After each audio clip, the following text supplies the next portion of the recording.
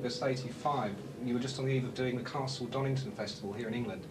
Now, an awful lot has happened for the band since then. You've had your first #1 album in America, your first #1 single, I hear, in America. You've had 2 huge worldwide hit singles and a massive album. I actually said it all for you now, haven't I? No, that sounds like what did you do? Start taking extra vitamins? I didn't even realize that, for God's sakes. I don't know. I thought you were talking about somebody else for a minute.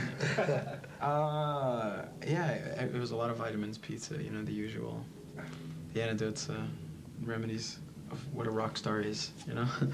I don't know. We just were fortunate enough that we toured and toured and toured and toured. Went home after the 7800 tour, which ended last New Year's Eve, and sat down to write a new album, just the way we'd done it a year prior.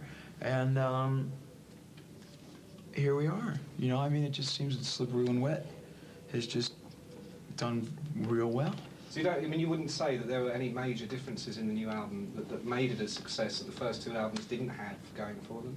No, basically, you know, it was nice because I read in the press a lot that, you know, they say that we haven't really changed and that we just did it. We made our own mark, you know, we did it our way, and the kids accepted it. The kids really put us where we were, you know, and we just wrote, you know, the best songs we could, basically. That's basically what we wanted to do, and the basic difference is they played us on radio this time.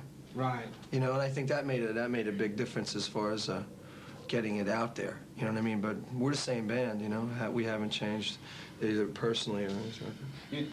Of course, you spent the first 2 years of your career with those first 2 albums, it seemed, being almost every major rock critic's tip for the top. Was it a surprise when it actually finally started happening for you this year in a really big way? It hasn't sunken in with me yet, you know? I mean, I still want to run out to the front and take a picture of the marquee outside, you know?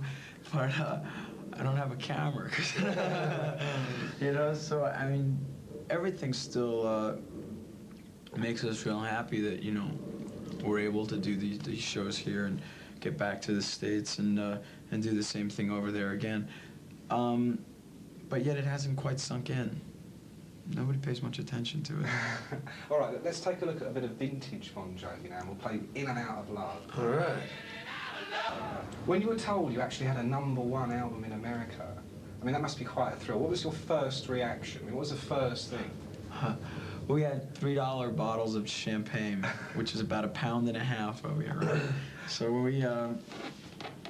we immediately drank and continued to drink. It was pretty nice because the way I heard it was over a phone booth, and it was at a sound check, and the other band was on sound checking, and all I heard was #1,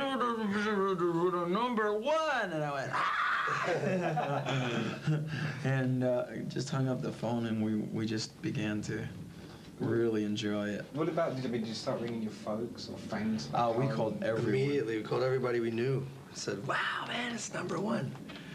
Yeah, It was great. It doesn't, you know, I mean, we live the same life. Basically, because we're just on the road all the time, and we really haven't changed, you know. I mean, we may have a different life somewhere in the waiting kind of thing, but rock and roll is a lifestyle that basically doesn't change too much. But also, I mean, rock and roll as a lifestyle is always, of course, quite an unpredictable way of life.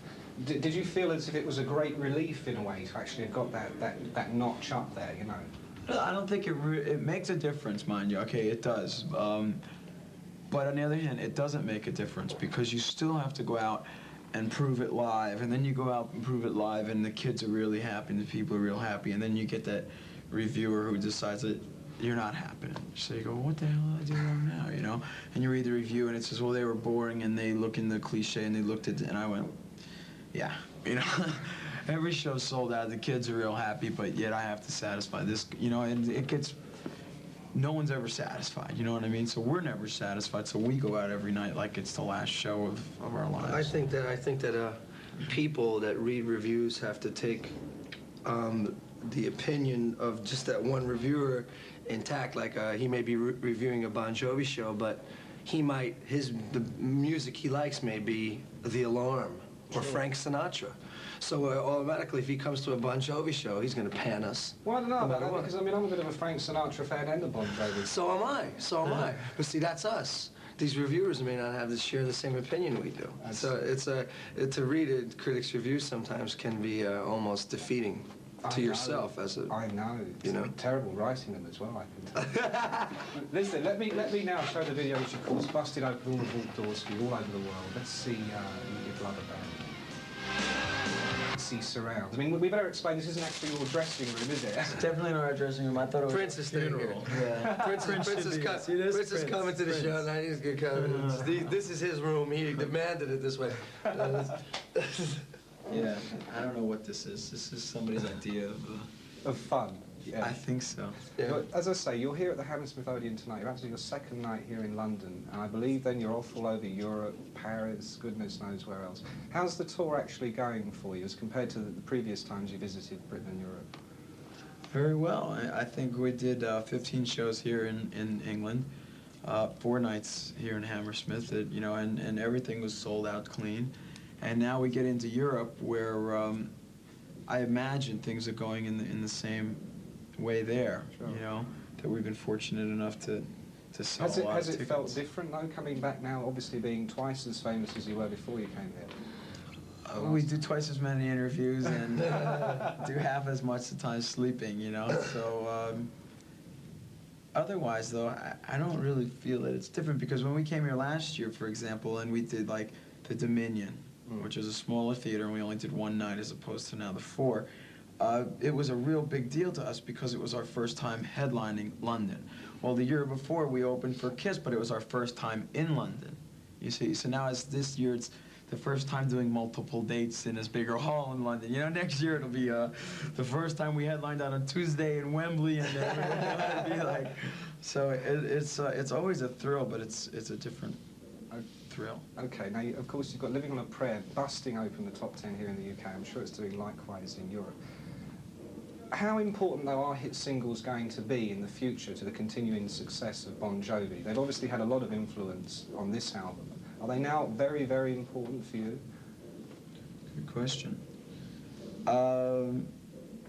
Probably, but because we've hit a broader market here. People expect that of us now, I think. Sure. They're going to expect us to write that caliber material.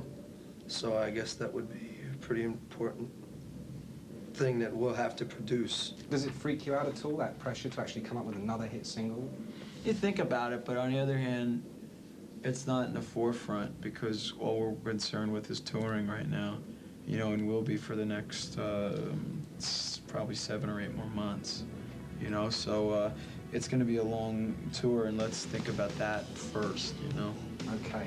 All right, listen, it's been great to have you back on the show again, guys. Whenever you're in town, come and knock on my door. John Bon Jovi, Richie Sambora, thank you very much. Thank you, Mick.